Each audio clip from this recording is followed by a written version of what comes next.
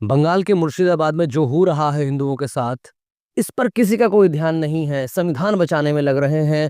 कल 14 अप्रैल है, कल अंबेडकर जयंती है, संविधान निर्माता का जन्म दिवस है। और यहाँ बंगाल में संविधान को ताक पर रखा जा रहा है, कानून को ताक पर रखा जा रहा है, हिंदुओं को मारा जा रहा है और हिंदू वहां से पलायन कर रहे हैं। लेकिन इससे किसी को कोई फर्क नहीं पड़ता है। बांग्लादेश जैसे हालात होने में बंगाल में कोई टाइम नहीं लगने वाला है। आपने पिछले चुनाव के तुरंत बाद देखा होगा, हिंदुओं पर हमले हुए थे। वक्फ बोर्ड संशोधन जो आया है, उसके बाद बंगाल में ममता बानो ने कहा कि अल्लाह की कसम, ये तो हम होने नहीं देंगे और ऐसा होगा वैसा होगा। और उसी के बाद ये हंगामा होने लगा। क्या अब तक सेंट्रल जो गवर्नमेंट है, जो बीजेपी सरकार है, वो जागी नहीं है? क्या हिंदू मरता रहे इन्हें कोई फर्क नहीं पड़ता? क्या हिंदुओं की इस देश में कोई वैल्यू नहीं है? अरे, जब देश का बंटवारा हुआ था उस टाइम पर क्या हुआ था आपको मालूम होना चाहिए। लेकिन आज हम प्रत्यक्षदर्शी हैं, हम सामने देख रहे हैं। डायरेक्ट एक्शन डे 1946 में हुआ था और आज 2025 में हम देख रहे हैं। बंगाल में पहली बार ऐसी घटना नहीं हुई है।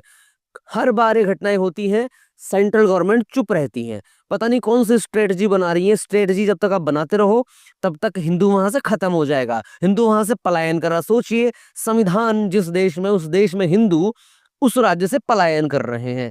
इससे दुर्दांत बात और हो क्या सकती है? और सेंटर में बैठी सरकार चुप, एकदम चुप, कुछ नहीं बोल रही। क्यों? कौन सा वोट बैंक ढूंढा जा रहा है इसके अंदर, और कौन सी धार्मिक चीज ढूंढी जा रही है इसके अंदर, कौन सा एंगल, कौन सी स्ट्रेटजी है, किसी को नहीं पता। क्योंकि भैया उनकी स्ट्रेटजी किसी को मालूम नहीं चलती ना।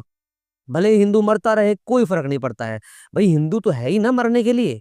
कोई भी मारे उन्हें, चाहे देश के अंदर मारे चाहे देश के बाहर मारे। जब देश का बंटवारा हुआ तो लगभग 22% हिंदू थे पाकिस्तान में, आज 2% के आसपास है।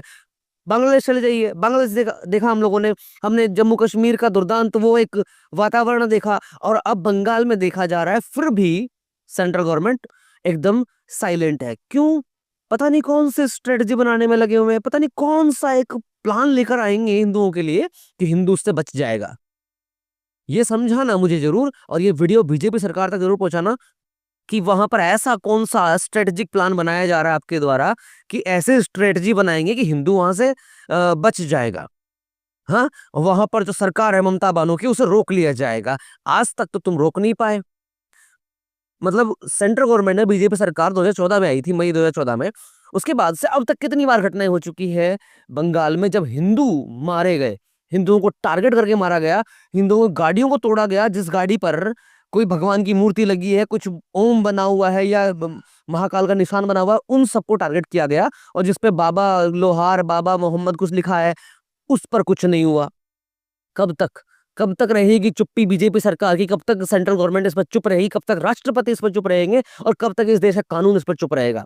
ये समझ से परे है, क्योंकि ये सब चीजें पूरी दुनिया देख रही है कि बंगाल में जो हो रहा है उस पर सेंट्रल गवर्नमेंट चुप है। और चुप क्यों है किसी को नहीं पता। पता नहीं कौन सा प्लान बनाया जा रहा है कि हिंदू उससे बच जाएंगे। हिंदुओं को बचाने का एक ही प्लान है कि वहां पर डायरेक्ट एक्शन किया जाए, जिस प्रकार से 1946 में उन लोगों ने हम पर डायरेक्ट एक्शन किया था और आज 2025 में किया जा रहा है। तो ऐसा एक्शन प्लान क्या मोदी गवर्नमेंट बना रही है? क्या मोदी गवर्नमेंट को ये दिख नहीं रहा? क्या उस पर एक्शन नहीं लिया जाना चाहिए? ये सब सवाल उठ रहे हैं कि भैया बंगाल में ऐसा क्यों, बंगाल पर चुप क्यों, बंगाल में क्यों नहीं कुछ बोलता? केवल मीडिया में आकर और बयानबाजी करने से ही क्या बंगाल में हिंदू सुरक्षित हो जाएगा? ये जरा बताइएगा और ये वीडियो जरूर शेयर कीजिएगा मोदी गवर्नमेंट तक कि भैया बंगाल में हिंदू सुरक्षित कब होगा, कब आपको एक्शन लेंगे। जय हिंद, जय भारत।